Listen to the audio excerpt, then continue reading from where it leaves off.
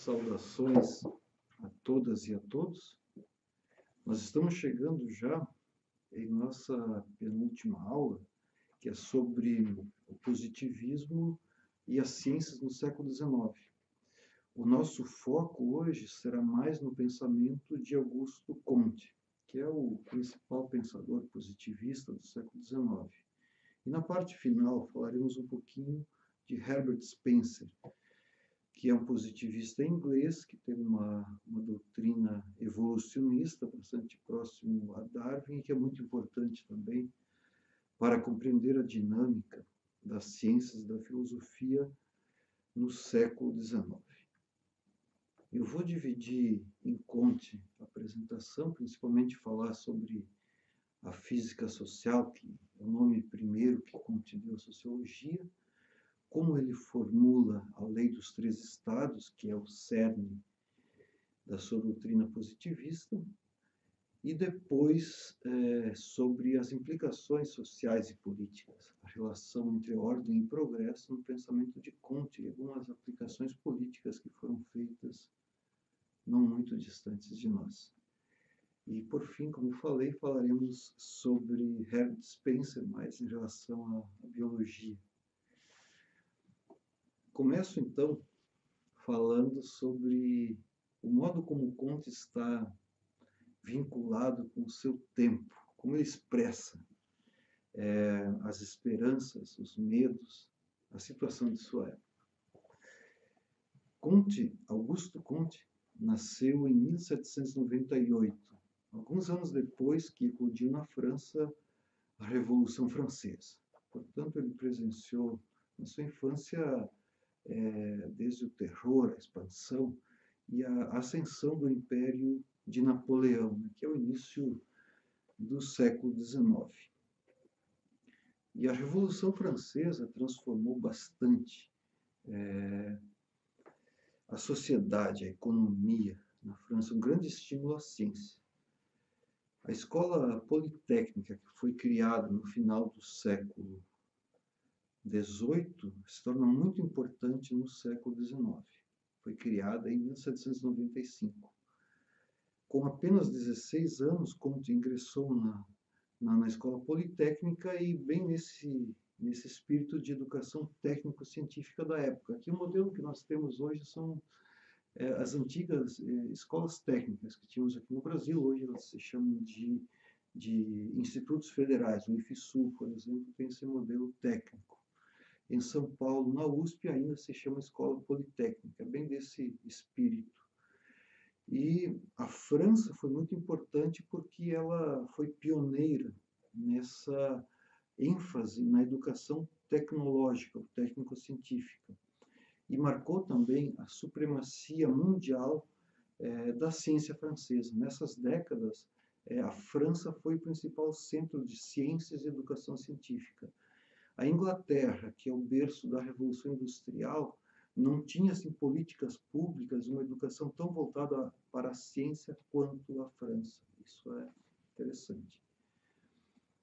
Comte, em 1817, já com a queda de Napoleão, ele foi secretário do socialista utópico Saint-Simon. Lembrando que foram três grandes socialistas utópicos, que depois Marx fará uma crítica bastante dura, Fourier, Saint-Simon e Proudhon. Proudhon, principalmente, que Marx teve mais contato, e Proudhon, que era o mais radical desses socialistas. E sobre Saint-Simon, Comte teve uma relação muito importante, e ele, algum tempo depois, ele conta que foi profundamente influenciado pelo espírito do progresso social, político e científico de Saint-Simon, como mostra uma carta de 1818. Eu cito, então, Comte, que está também aqui na coleção Os Pensadores, na página 6 da introdução.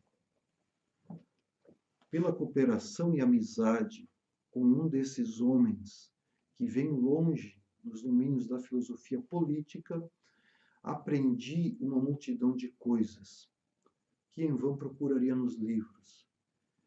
E no meio do ano durante o qual estive associado a ele, meu espírito fez maiores progressos do que fez em 3 anos, se eu estivesse sozinho. O trabalho desses 6 meses desenvolveu minha concepção das ciências políticas e, indiretamente, tornou mais sólidas minhas ideias sobre as demais ciências. O quão importante foi essa experiência com Comte para a formação científica, essa relação de Comte com Saint-Simon para a formação científica de Augusto Comte. E é assim que ele vai desenvolvendo o que ele chamou depois de o espírito positivista, que ele, ao longo dos anos, vai aprimorar e vai criar a religião da humanidade, ou a religião do progresso científico. Vejam bem, no século XIX, procura substituir a religião pela ciência, ou seja, a ciência como substituta da religião. E o homem positivista, que crê no progresso, ele crê que a ciência pode resolver os principais problemas da vida humana, mesmo os problemas espirituais, mesmo os problemas mais, digamos assim, terríveis. Por isso, o espírito do progresso científico que anima Comte as ciências naturais e boa parte da vida do homem do século XIX.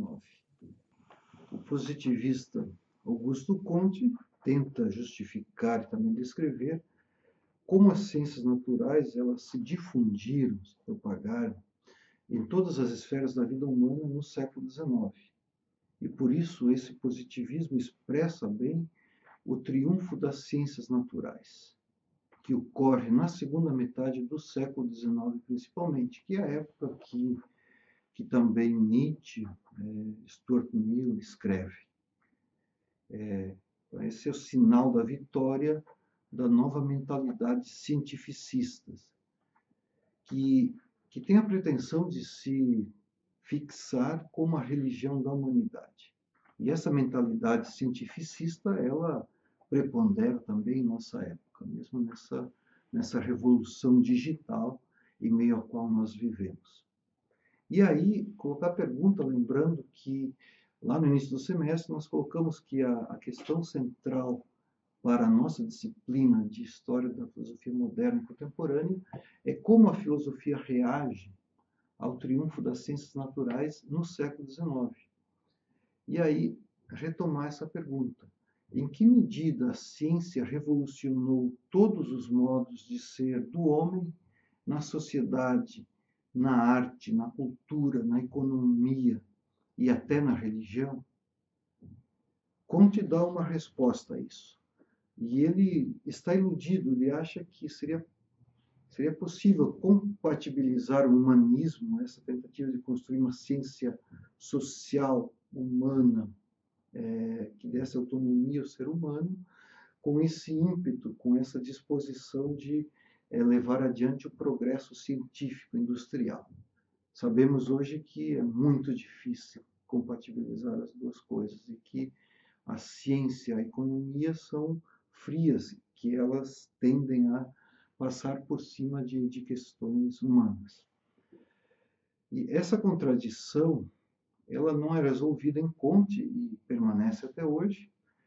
O humanismo de Augusto Comte é um tanto dogmático, religioso e, por isso, tem dificuldade em lidar com essas contradições.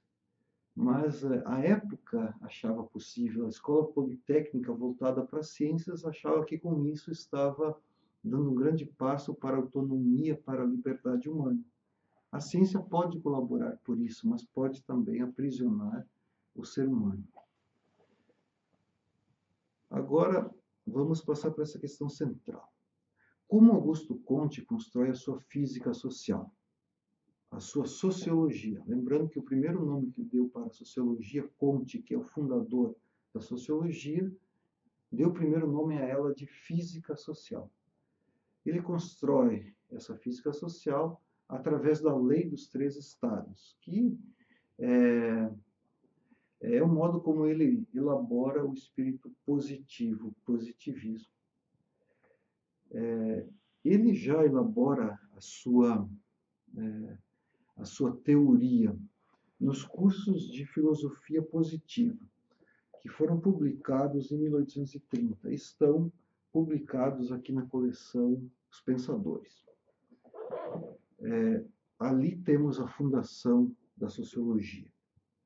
Depois, nos últimos anos, Comte se dedica à tarefa prática política, quando ele publica o Catecismo Positivista, que boa parte também está aqui nos Pensadores, que é do ano de 1852. E ele participa, ajuda a fundar a Sociedade Positivista de Paris, que é uma sociedade quase que é aberta, mas é quase uma maçonaria, né? Um grupo com pretensões de causar grande impacto no movimento, na ordem do mundo.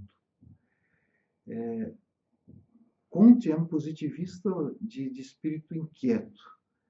Ele fundou, em termos mais doutrinais, como diz a Lolita Benoit, tem esse livro, Augusto Comte, fundador da física social, e fundou a religião da humanidade, o positivismo, e uma seita, que é a Sociedade Positivista de Paris, esse pequeno grupo de sectários com pretensões de transformar as relações sociais.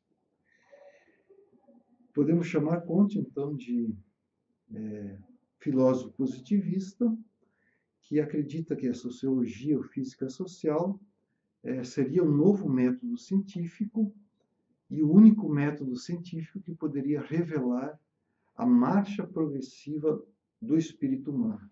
O século XIX, principalmente a segunda metade, e Comte já prefigura esse triunfo, acredita que o progresso da ciência vai ser incontido, vai trazer grandes benefícios para a humanidade.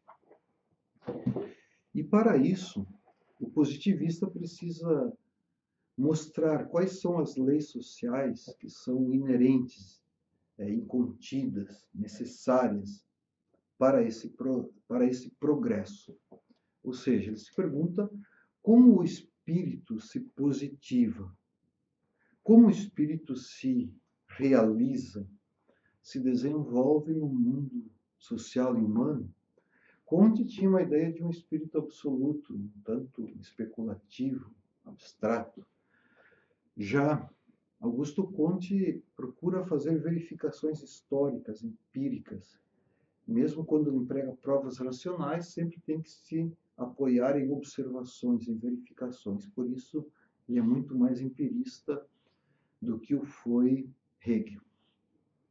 Então, esse homem sério, Augusto Comte, que nunca teve assim grandes atuações políticas, ele tentou ser professor, não conseguiu, no máximo ele conseguiu ser repetidor de matemática lá na Escola Politécnica, mas que foi tão importante que John Stuart Mill reconheceu nele o grande pensador.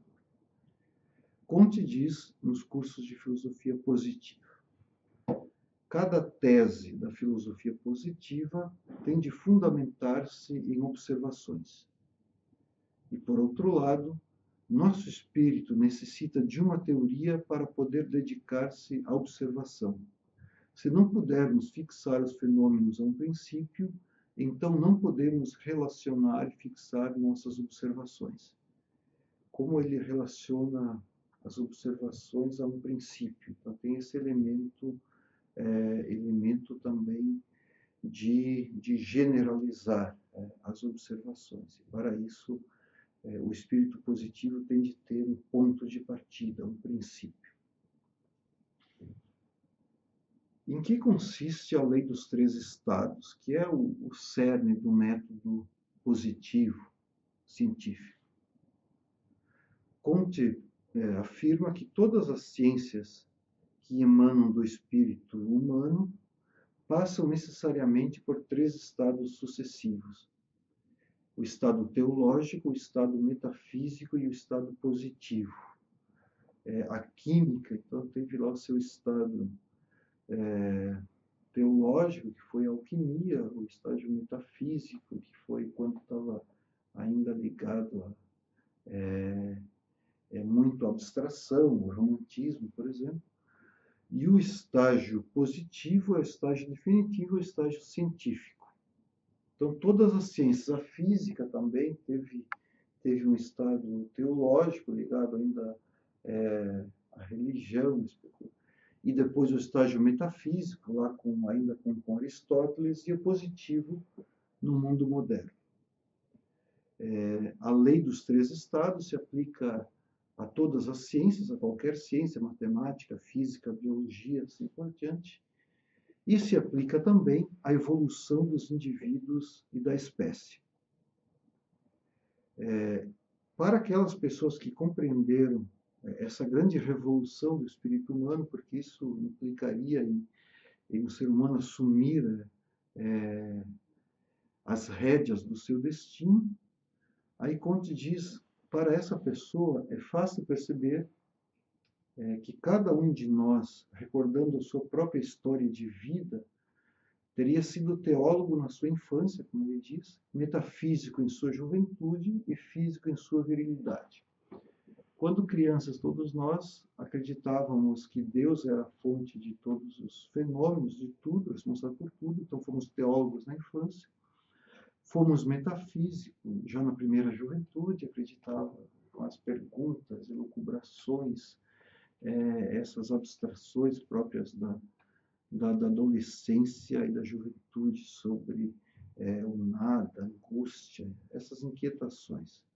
Mas todos nós seríamos cientistas físicos em nossa maturidade, ou seja, teríamos chegado à idade em que predominaria a razão e o método científico. E para Comte, a física foi a primeira ciência que se tornou positiva, que atingiu o rigor do método científico, já no início da época moderna. Depois, a física, a astronomia, depois a química e mais tarde a biologia.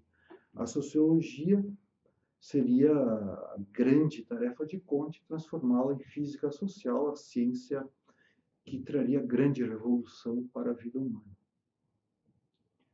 Cada ciência, com essa necessidade invariável, como ele diz, passa por três estados distintos ao longo de sua história.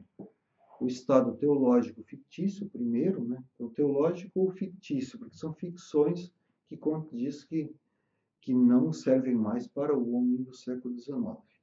Depois, cada ciência passa pelo estado metafísico ou abstrato, e Comte é antimetafísico, porque com essas abstrações não se pode mais construir ciência no mundo moderno. E, por fim, o estado científico ou positivo, que é o estado ou estágio definitivo da inteligência humana. E é isso que ele enfatiza no curso de Filosofia Positiva.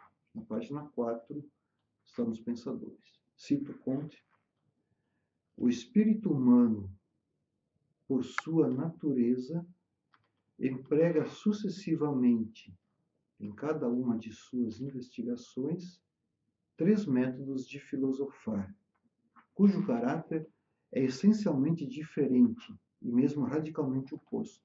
O primeiro, o método teológico. Em seguida, o método metafísico. E, por fim, o método positivo.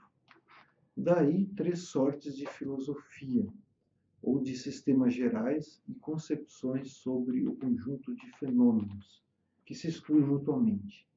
A primeira é o ponto de partida necessário da inteligência humana. A terceira, seu estado fixo e definitivo. A segunda, unicamente destinada a servir de transição. Esses estados têm uma sequência e uma necessidade lógica e também histórica. Ao contrário de Hegel, que via o movimento do conceito, Comte diz que há uma necessidade que o método teológico tenha vindo primeiro, que o metafísico seja apenas uma transição e que o método positivo ou científico seja o estado definitivo da inteligência humana. Porque isso teria a ver com a própria história efetiva, há uma necessidade histórica e não do conceito. Essa é a diferença em relação a Hegel.